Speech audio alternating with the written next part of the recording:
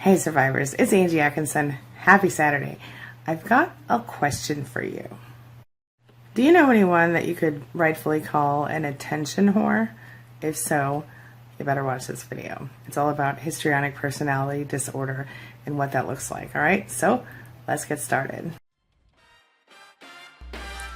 My name is Angie Atkinson, and this channel is all about teaching you what I know to be true. You really can create the life you want. So, histrionic personality disorder is often, let me think of a good example here. Your everyday average attention whore might have histrionic personality disorder. You know anyone like that? Well, let's talk about it. So, the disorder is characterized by, let's say, a very big interest in getting attention. It's drawing attention of other people.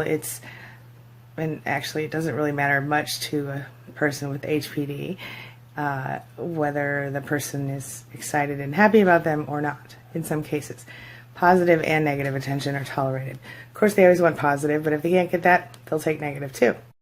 So let me just give you the clinical definition to start with, okay? So here it goes.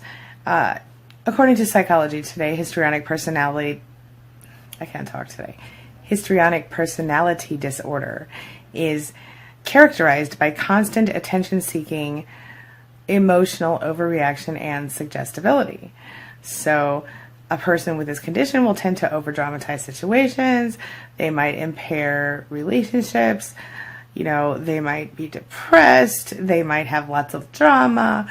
They might be the person on Facebook who's always got something to complain about or whine about or cry about. It's a start. Okay. But what is it? What does it look like?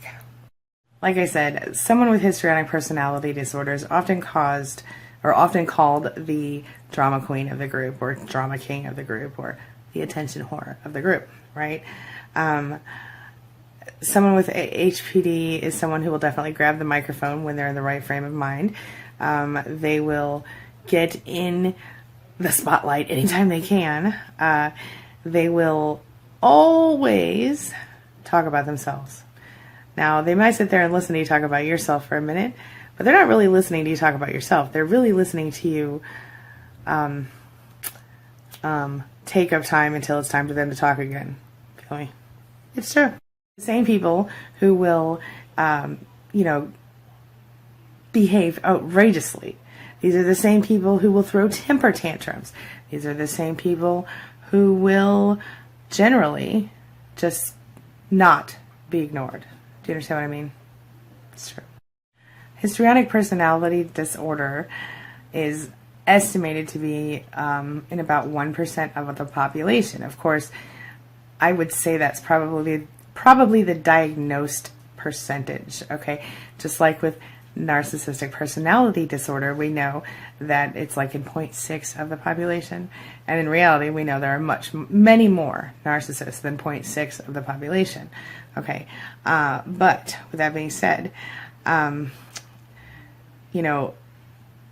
this is a really serious condition, and it really can cause disaster around the people who have the disorder.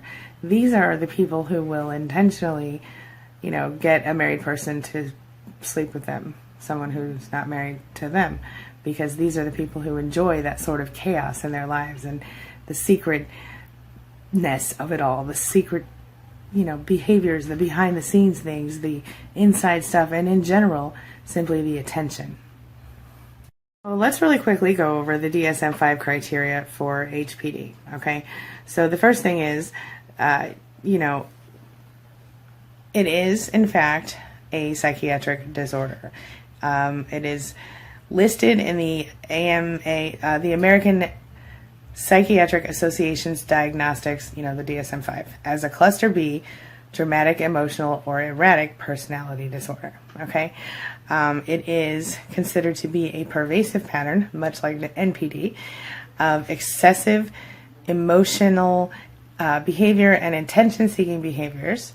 It usually begins by early adulthood and presents itself in a wide variety of contexts, okay? So this is not something that you will just...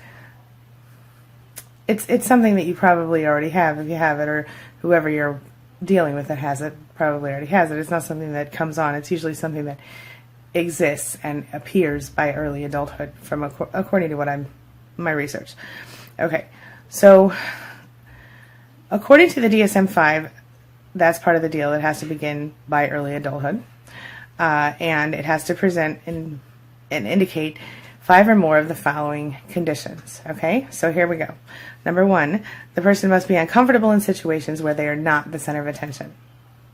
Number 2, the person must interact with other people in ways that is maybe socially unacceptable, and because of a sexual nature. Behavior that appears overly seductive or provocative. All right. Number 3, the person will display rapidly shifting and shallow expressions of emotion. Okay, so they're, oh my God, I'm so happy to see you, and 5 minutes later they might be in tears because some horrible thing happened, and it's extreme mood swings plus shallowness. These are the attention whores, the drama queens. They need to be the center of attention. So you've got your consistent use of physical appearance to draw attention to self. Okay, so what this means is that they dress a certain way. They may, if they're female, they may bust out the boobies pretty often. They may, wear short skirts, tight jeans, things like that. But everybody can do that. That doesn't mean you're histrionic. It could be that they are excessively, showing parts of their body in inappropriate times and ways. Like they might wear super low cleavage tops to church or whatever. I don't know. Maybe that is appropriate, but it seems like it wouldn't be. So that's one thing. So they're always using their appearance to draw attention. Okay. They have a style of speech that is excessively impressionistic and lacking in detail. Well, what does that mean? It means that they have a lot of, abstract thoughts, that it seems to be, and they don't generally speak in a way that seems genuine. They speak, it seems fake. So, and then let's see. Then they're dramatic. They're theatrical. They use exaggerated expressions of emotion, stuff like that. Number 7, they are suggestible. That is, they are easily influenced by others. These are the people that when you get to know them really well, you always think they're kind of faking it a little bit. Like when they get really excited about something, you don't really believe them. These are those people. Okay.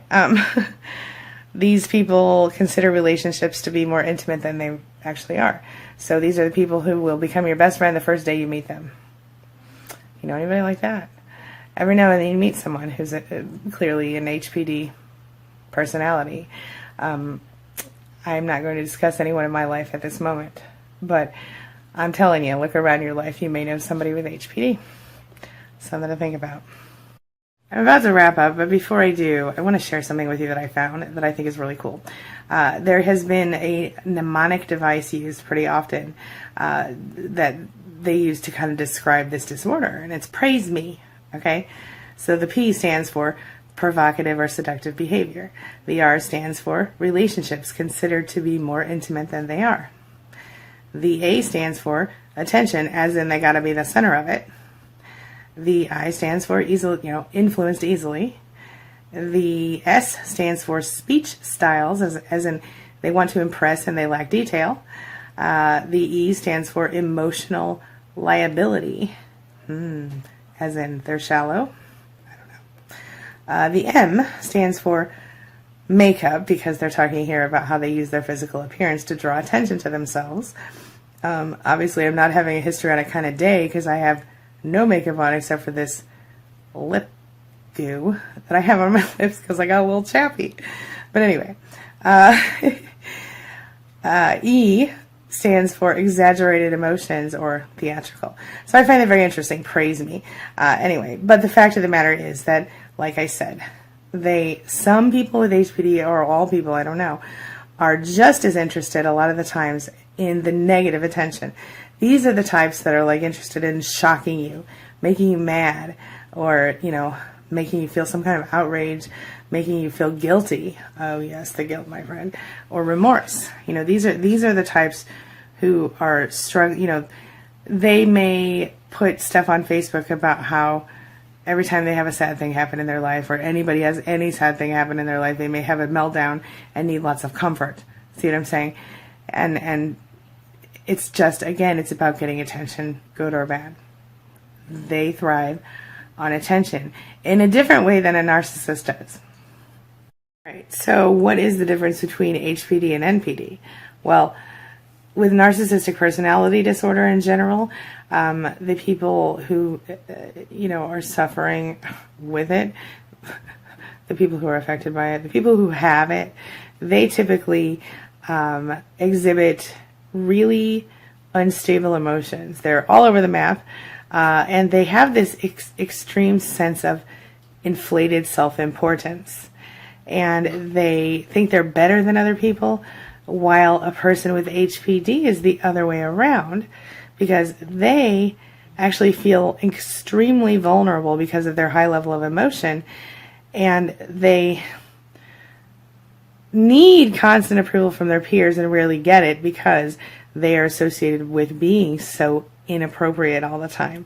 They act seductive to their best friend's husband, or they, flirt with their pastor, or they exaggerate behaviors in inappropriate ways at inappropriate times, or they manipulate and indulge themselves to the point of embarrassing other people, and they generally do all of that because they feel like they're not good enough, and like that's the only kind of attention they can get.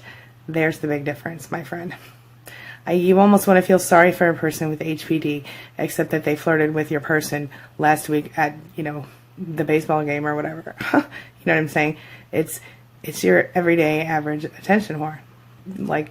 But seriously a disorder. What do you think? Have you heard of this before? Have you seen this? Do you know anybody that you think might have HPD? Tell me in the comments below.